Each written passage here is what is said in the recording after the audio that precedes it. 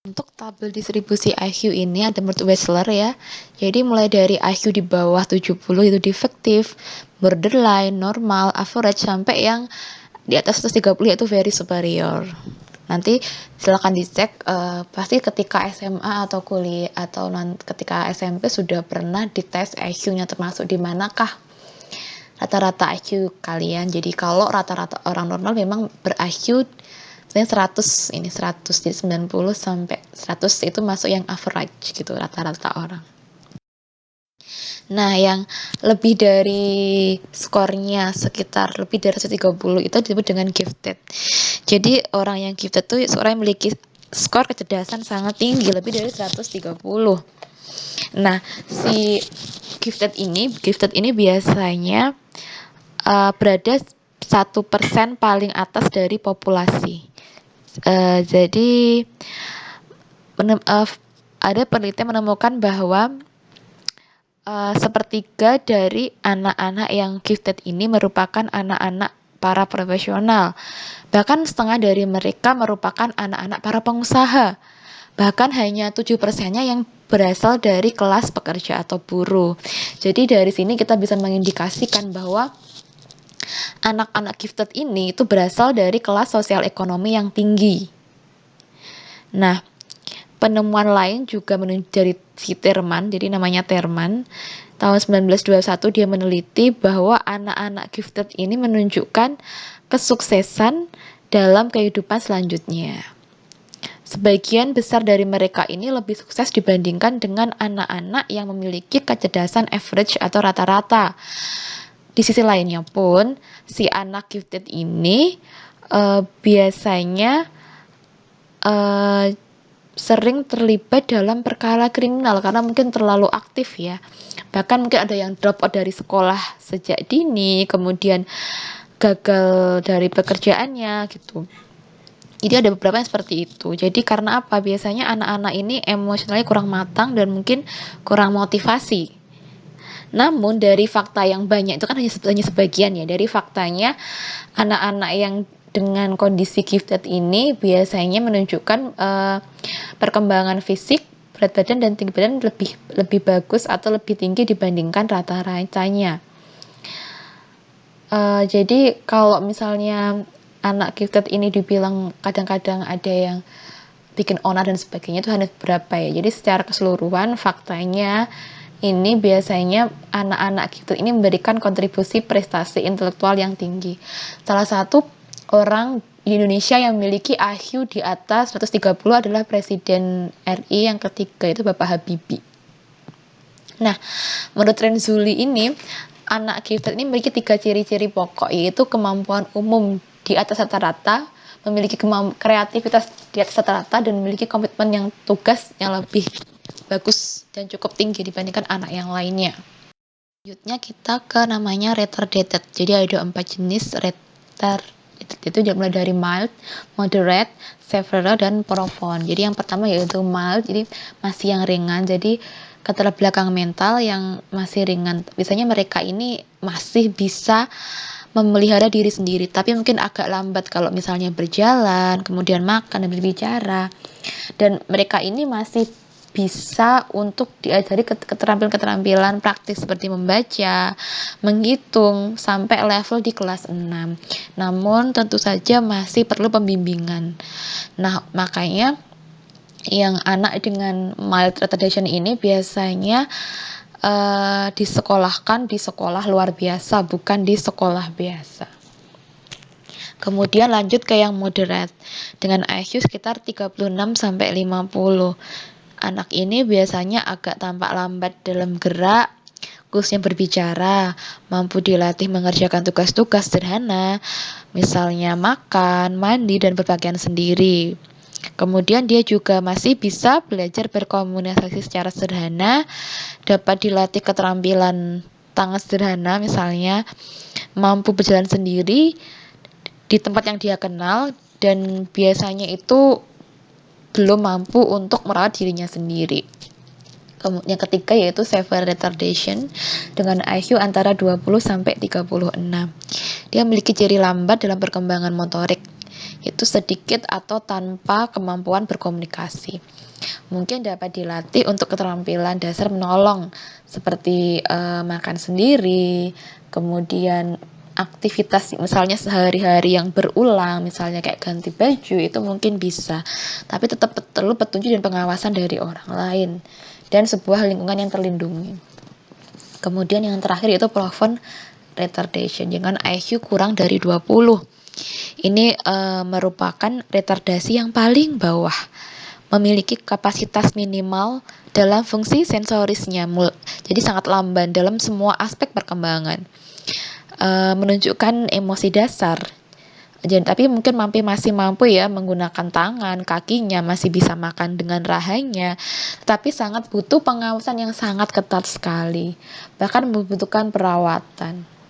Bahkan bicaranya pun kadang agak sedikit primitif ya, dan tidak mampu merawat diri. Nah, untuk yang retardation mental ini ada beberapa kasus secara genetiknya. Jadi emang karena kelainan genetik ya, seperti mungkin kayak Down syndrome, karena kelebihan atau kekurangan kromosom, mungkin ada yang kelainan fisiologis seperti kretinisme, kemudian kekurangan tiroid hormon, itu salah satu contoh kenapa kok individu itu bisa mengalami retardation.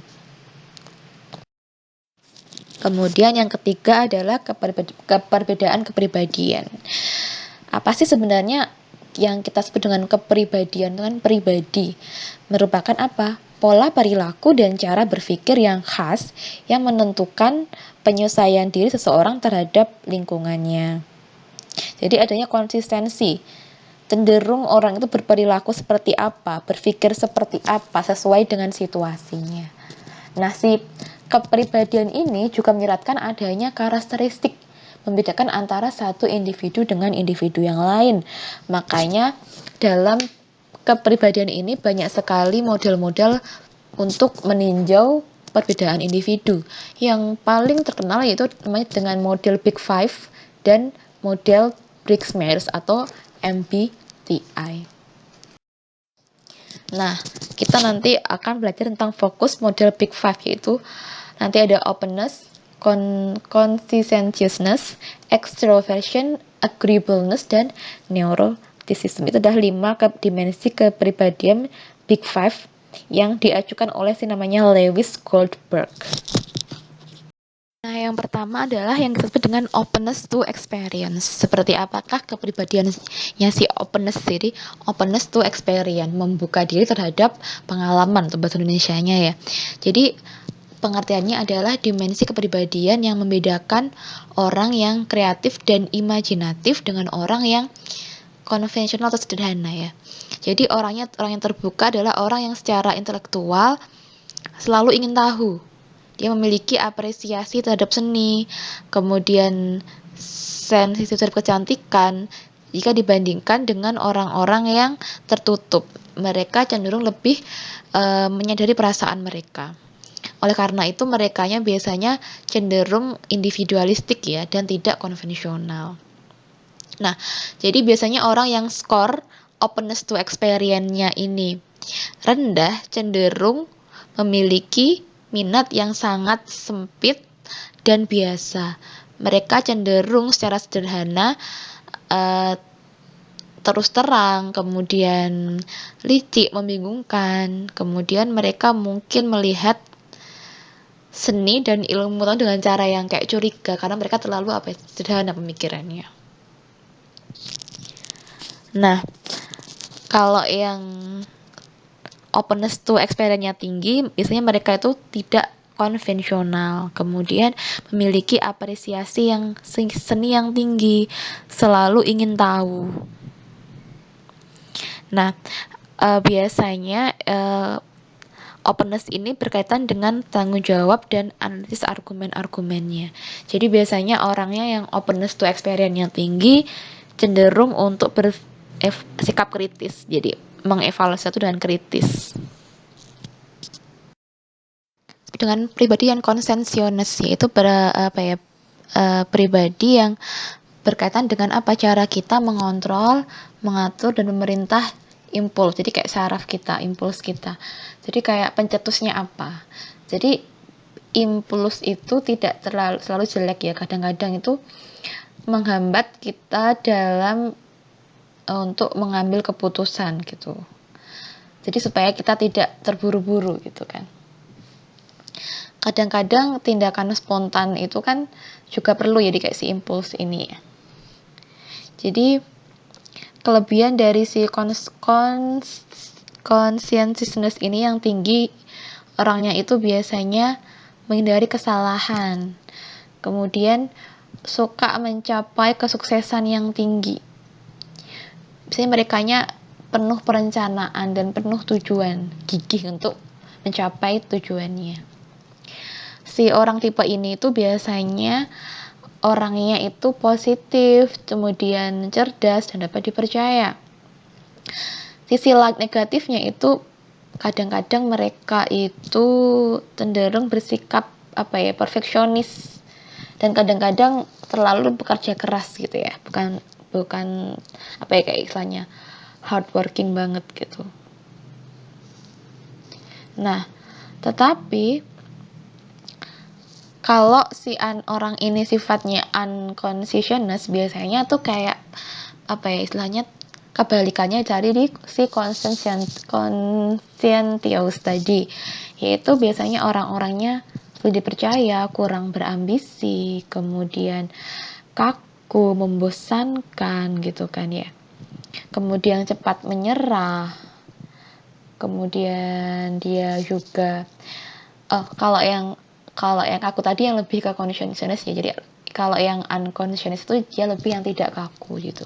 Jadi lebih kayak tergesa-gesa ambisinya. Jadi impulsnya apa gitu. Lanjut ke yang namanya extraversion. Jadi berhubungan dengan apa? Dengan mesolimbik dopamin. Jadi ada suatu sistem yang di saraf kita yang berpotensi untuk memperkuat stimuli kita. Nah, kalau orang yang si extraversion ini biasanya dia suka menikmati keberadaan bersama orang lain. Jadi kayak extrovert kalau orang bilangnya.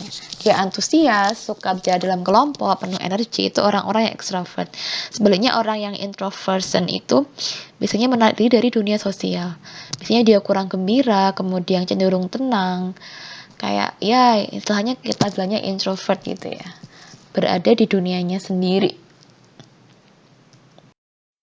Kemudian yang agreeableness, jadi kemampuan kita untuk kerjasama berhubungan dengan harmoni sosial, kemampuan untuk yang tolong-menolong. Jadi orang-orang dengan sifat yang agreeable itu biasanya penuh perhatian, dia bersahabat, suka menolong, itu ciri-ciri orang yang agreeable, dia suka bekerjasama. Kemudian individu yang disagreeable ini biasanya kurang perhatian pada orang lain, jadi suka mudah curiga, kurang bersahabat, kemudian kurang kooperatif, kemudian biasanya menempatkan keinginannya di atas keinginan orang lain. Jadi individu yang disagreeable ini pada umumnya tidak memperhatikan keberadaan orang lain, sehingga mungkin tidak kepo untuk hidup orang lain. Itu mungkin kelebihannya disagreeable. Nah, kalau agreeable ini biasanya ciri-ciri orang yang suka mencari popularitas. Apa baiknya agreeable dan disagreeable, mana yang lebih baik? Itu tidak ada yang lebih baik, lebih buruk, tergantung kita bisa bagaimana untuk menghandle-nya. Jadi kalau yang disagreeable itu bisa jadi dia kurang perhatian, tetapi ini sangat dibutuhkan ketika mungkin kita menjadi seorang ilmuwan yang dibutuhkan keputusan yang objektif. Jadi kalau orang agreeable nanti biasanya keputusannya subjektif karena dia mau menyesuaikannya dengan orang lain. Sedangkan kalau disagreeable ini biasanya orang-orang yang membutuhkan keputusan secara objektif itu orang-orang yang disagreeable.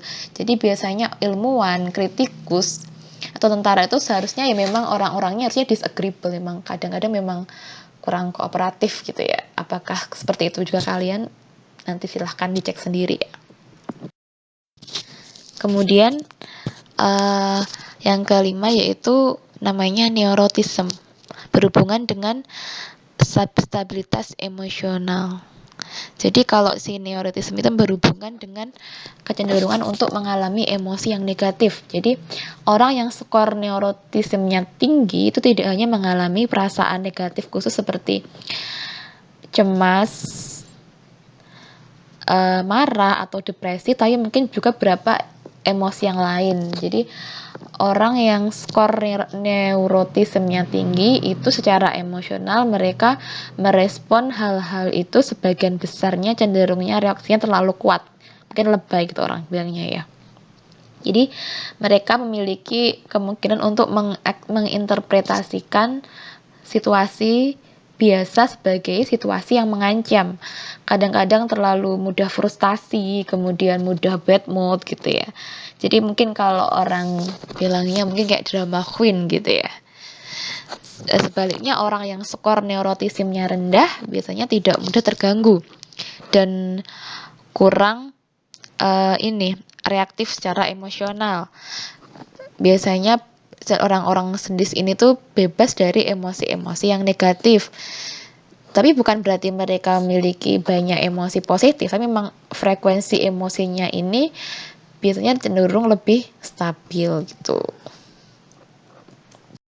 Kenapa sih kita harus belajar tentang sifat-sifat manusia ini? Karena ternyata beberapa penelitian menunjukkan bahwa ada hubungan antara sifat dengan kondisi kesehatan seseorang. Jadi misalnya personalitas seseorang itu bisa jadi menyebabkan aktivitas biologikal yang berbeda yang bisa menyebabkan sakit. Jadi misalnya orang yang perfeksionis nanti juga lebih gampang sakit mah, kemudian orang yang temperamental mungkin nanti lebih kena darah tinggi. Jadi perubahan aktivitas biologikalnya.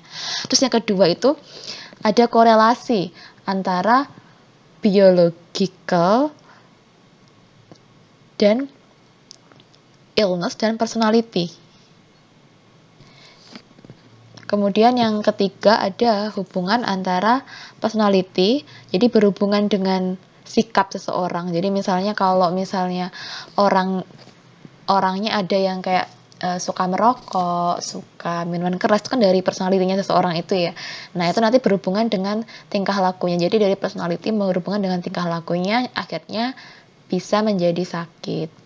Kemudian ada juga yang mengatakan bahwa sakit ini akan merubah personality seseorang. Jadi misalnya orang yang belum kena kanker sama yang setelah terkena kanker itu nanti akan mengubah personality-nya. Jadi ada misalnya orang kena kanker sudah pasrah, akhirnya dia jadi lebih religius. Ada juga yang malah jadi putus asa gitu. Jadi ada beberapa penelitian di luar negeri yang mengatakan bahwa ada dua jenis kepribadian, yaitu tipe A dan tipe B kepribadian. Itu berhubungan dengan terjadinya penyakit jantung di US, di Amerika. Jadi orang yang tipe A itu orangnya yang istilahnya perfeksionis, orangnya terlalu memiliki goal yang tinggi gitu kan.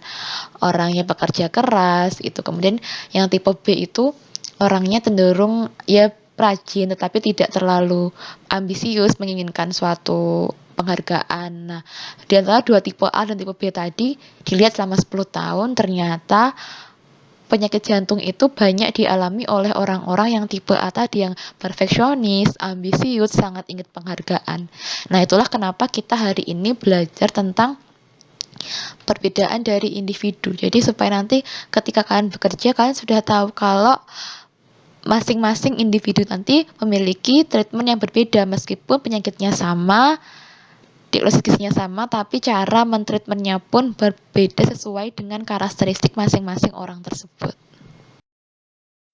Nah, untuk tugasnya untuk pertemuan kali ini, yaitu tadi kan ada 2 tes yang menggunakan 5 tadi, menggunakan itu untuk melihat karakteristik individu, yang kedua menggunakan tes MTBI. Nanti ada di internet cara-cara lakukan tes MTBI. Coba masing-masing saudara melakukan tesnya secara mandiri menggunakan internet, carilah search gitu cara tes MTBI online, kemudian cekkah seberapa miripkah kepribadian yang disebutkan di tes MTBI tersebut dengan diri saya saat ini.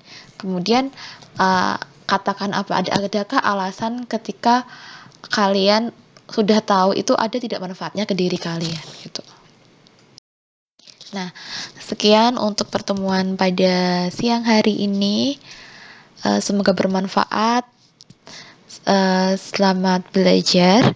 Kemudian setelah selesai melihat atau mendengarkan video dari saya ini, nanti saya akan memberikan sebuah video, judulnya berbeda individual. Berikanlah kalian ulasan tentang video tersebut. Nah, untuk yang tugas ulasan video itu harus selesai pada hari ini juga. Namun untuk yang tugas tadi untuk tes MTBI tadi, saya beri waktu 1 minggu. Assalamualaikum warahmatullahi wabarakatuh.